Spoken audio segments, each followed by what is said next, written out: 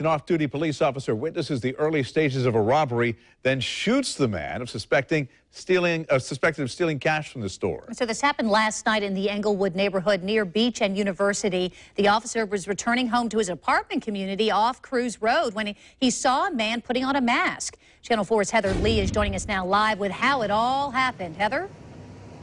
So I'm standing in front of the Jimmy John's. You can see that it is looking like it's going to be opening for business. It's going to be business as usual, but that may have not happened if this officer hadn't stepped in. Now, the officer says when he saw the man putting on the mask, he knew clearly something was not right. JSO says the officer went and put on his bulletproof vest, grabbed his gun, called for backup, and then waited.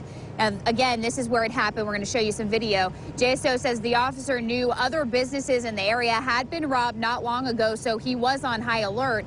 Now, when the backup officer arrives, he drives past Jimmy John's and sees a man pulling off a mask and running away. So he tries to chase the man, but the man does get away.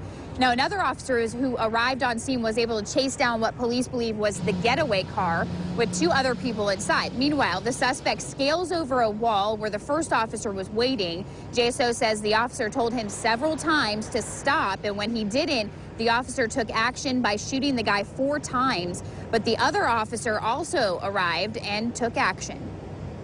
He discharges his issued rifle 7 or 8 times, and still looking into that to see how many times it was fired at that subject. The subject was hit at least 2 times in the lower extremities. Now, at last check, the suspect that was shot, he is in serious condition, and the other 2 people that were inside that car were taken into custody. Now, later today at 2 p.m., JSO says it will be holding a news conference to talk more about this investigation. For now, we're live on the South Side. Heather Lee, Channel 4, the local station.